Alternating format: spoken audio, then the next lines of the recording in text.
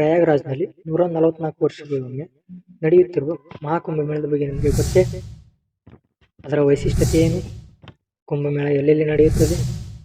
ಆ ಜಾಗದಲ್ಲಿ ಕುಂಭಮೇಳ ಯಾಕೆ ಮಾಡುತ್ತಾರೆ? ಹಾಗೂ ಇನ್ನೂ ಮುಂತಾದ ವಿಷಯಗಳ ಬಗ್ಗೆ ಚರ್ಚಿಸುತ್ತಾ ಹೋಗೋಣ ಬನ್ನಿ. ಎಲ್ಲರಿಗೂ ನಮಸ್ಕಾರ. ನಾನು ನಿಮ್ಮ ಶಿವರಾಜ್ ಕಾಟೇನಹಳ್ಳಿ. ಎಲ್ಲರಿಗೂ ನಮ್ಮ ಜವಾರಿ ಮಂದಿ ಯೂಟ್ಯೂಬ್ ಚಾನಲ್ಗೆ ಸ್ವಾಗತ.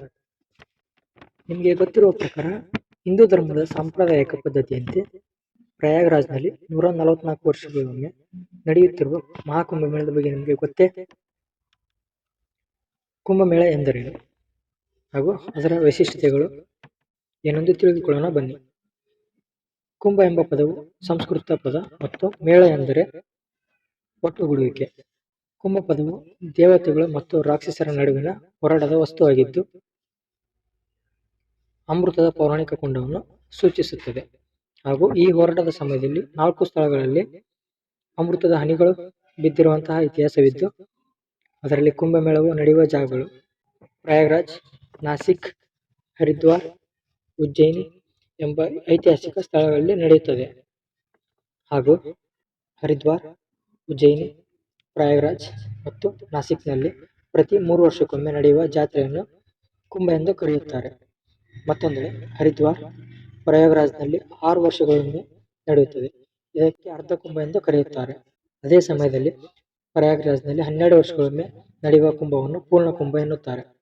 ಇದಲ್ಲದೆ 144 ವರ್ಷಗಳಿಗೊಮ್ಮೆ ಪ್ರಯಾಗ್ರಾಜ್ನಲ್ಲಿ ನಡೆಯುವ ಕುಂಭವನ್ನು ಮಹಾಕುಂಭ ಎನ್ನುತ್ತಾರೆ.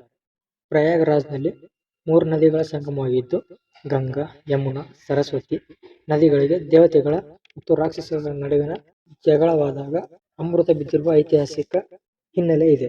ಆದರೆ ಪ್ರಯಾಗ್ರಾಜ್ನಲ್ಲಿ ನಡೆಯುತ್ತಿರುವ ಹಿಂದೂ ಧರ್ಮದ ಬಗ್ಗೆ ತಿಳಿಸುವ ಬದಲು ಅಲ್ಲಿರುವಂತಹ ಕಂಟೆಂಟ್ ಕ್ರಿಯೇಟರ್ಸ್, ನ್ಯೂಸ್ ಚಾನೆಲ್ಸ್ ಅವರು ಲೈಕ್, ಕಮೆಂಟ್, TRPಗೋಸ್ಕರ ಒಂದು ಹುಡುಗಿಯ ಜೀವನವನ್ನೇ ಹಾಳು ಮಾಡುತ್ತಿದ್ದಾರೆ. ಒಂದು ಬಡ ಹುಡುಗಿಯ ಮೊನಾಲಿಸಾ ಎಂಬುವವರ ಬಗ್ಗೆ ವರದಿ ಕೊಡುತ್ತಾ ಅವಳ ಜೀವನ ಹಾಳು ಮಾಡುತ್ತಿದ್ದಾರೆ.